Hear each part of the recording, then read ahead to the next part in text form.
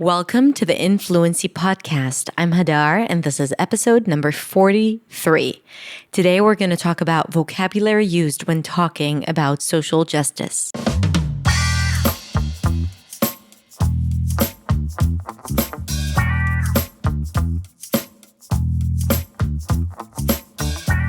Hey everyone, thank you so much for tuning in. I hope you are well, and I really appreciate the fact that you decided to join me and tune in for the next 20 minutes or so. Today we don't have a long episode, and I wanted to record this today because of all the events that are going on right now in the US as a response to the killing of George Floyd, a black man living in the US by a white police officer. Now, these things trigger me. I've been consuming content and learning about this for the past week or so. I've been learning from people of color to understand how to talk about it and how to think about it. And the most important thing that I have learned is that feeling that I'm not a racist is not enough. I have to be vocal about it, whether it's something that is going on over there in the US or things that are happening here in Israel.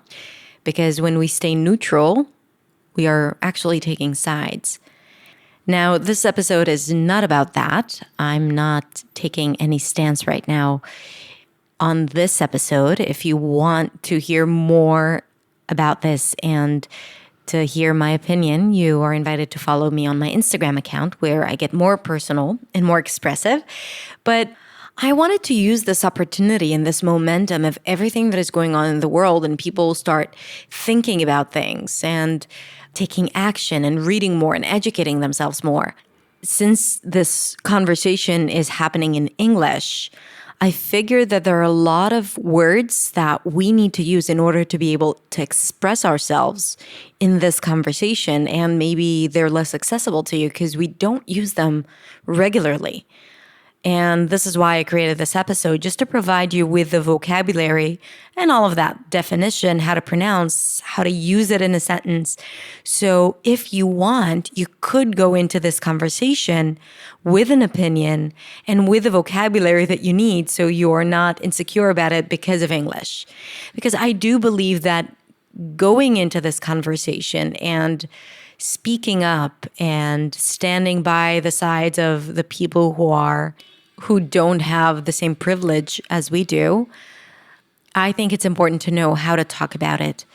And if you suffer from racism and discrimination, it's also important to have that vocabulary to use to talk about it and share it so people know. And it's funny because at the end I talk about diversity in the English learning industry on YouTube, because this is something that has been bothering me for a while. And I read a book called White Fragility, which really opened up my mind. I highly recommend it if you want to become more knowledgeable about what white privilege is and to see things in a way that maybe you haven't seen before. Of course, it discusses the power relations between white people and black people in the US, but so many ideas presented in the book could be applied in many different places around the world. Because I've been thinking about it for a while, I thought that this would be a good opportunity to bring it up as well. It's a little controversial, but I think that it's important to talk about this. So go ahead and listen to it. And after that, I would love to hear what you think. So I'm inviting you to either come on over to YouTube and share your comments there, or just come on over to my Instagram account and share with me what you think. Either way, I hope you are staying safe and staying healthy. And truly, I think that we are all in this together. So the more we develop awareness and sensitivity to the other, I think that would be the beginning of change. Take care and enjoy the episode.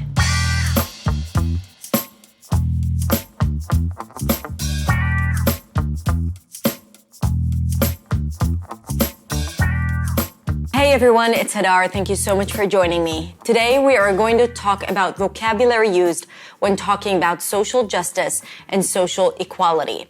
It is important to learn these key terms and to use them confidently when talking about these important subjects.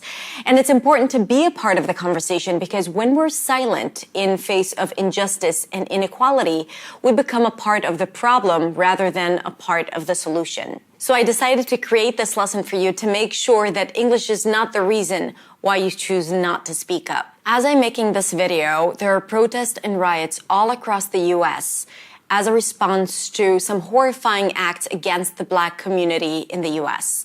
Racism has been prevalent in the US and around the world forever. And since racism and prejudice is everywhere, I encourage you to take a close look at your society and your country and share with us in the comments below, where do you find racism and where do you find discrimination? Share it with us in the comments below so we all understand a little better different cultures and different societies around the world and we all become more aware of the problem. Because one of the solutions is to constantly raise the issue and to constantly talk about it and help people become more aware. And because this is an English learning channel, I definitely want to talk about how all of this is manifested into the English learning industry. But first, let's talk about the vocabulary we need to have this conversation. The first word is racism. The belief that people's qualities are influenced by their race and that the members of other races are not as good as the members of your own. Example, many people are protesting these days against racism in the US and Canada. The next word is discrimination. Discrimination. Discrimination. Discrimination. Discrimination is treating a person or particular group of people differently, especially in a worse way from the way in which you treat other people because of their skin color, sex, sexuality, etc. For example, the call center representative suffered from discrimination at work because of her accent. Prejudice. Prejudice. Prejudice is an unfair and unreasonable opinion or feeling, especially when formed without enough thought or knowledge. For example, many people are unaware that they hold prejudices against people of color. Bias. Bias. Bias. Bias is a tendency to believe that some people or ideas are better than others, and that usually results in treating some people unfairly.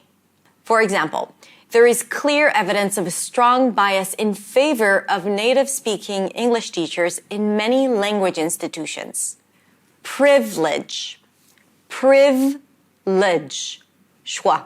Privilege. You can also say it as privilege and add another schwa there. Privilege. Privilege is a right or benefit that is given to some people and not to others. Sometimes people with privilege don't even know that they have privilege without taking a close look at other groups and other people, seeing their starting point and how they're being treated by society. For example, being a native speaker is a privilege. Native speakers are usually unaware of the barriers and challenges non-native speakers face in order for them to communicate at the same level. This is why native speaking is a privilege, in particular being a native speaker of English. Being a man is a privilege, as men usually don't face the same obstacles, challenges, and bias as women do. Protest and protest. Protest, the noun, an occasion when people show that they disagree with something by standing somewhere, shouting, carrying signs, etc. For example, the protest was very powerful.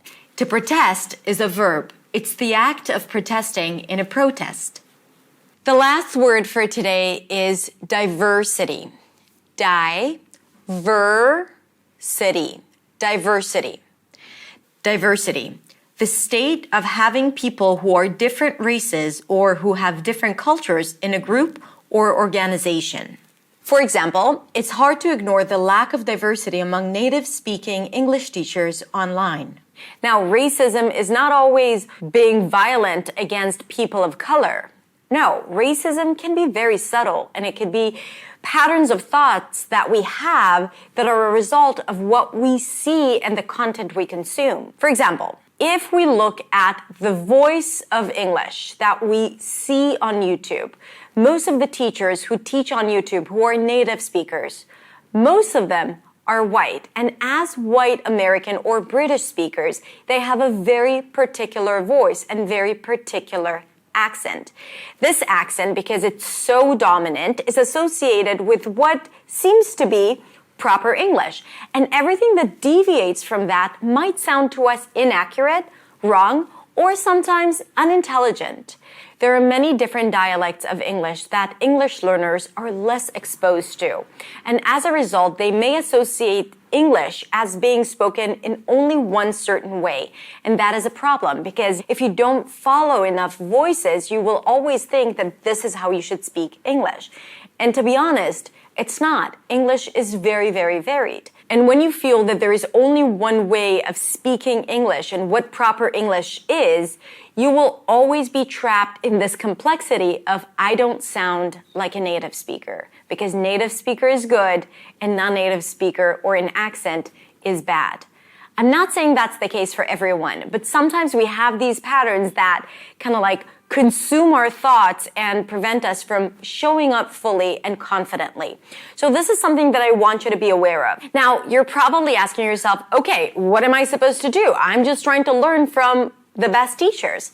It's true, but you got to be aware. And this is why it's important to educate yourself. I'm going to add in the description some links, and I'm inviting all of you to share links related to everything discussed here today in the comments. Also, it's important to keep a diverse feed, so really try to look for different voices as you're learning from teachers, because there are a lot of amazing teachers of color who just didn't show up in your feed because of YouTube's algorithm. So it's important to look for that, whether it's on Instagram or YouTube or Facebook, because it's your responsibility to understand and navigate this system.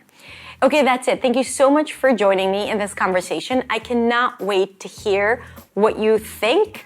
So let me know in the comments below what you think about everything discussed here. And if you have further information to share and links, please post them in the comments below as well.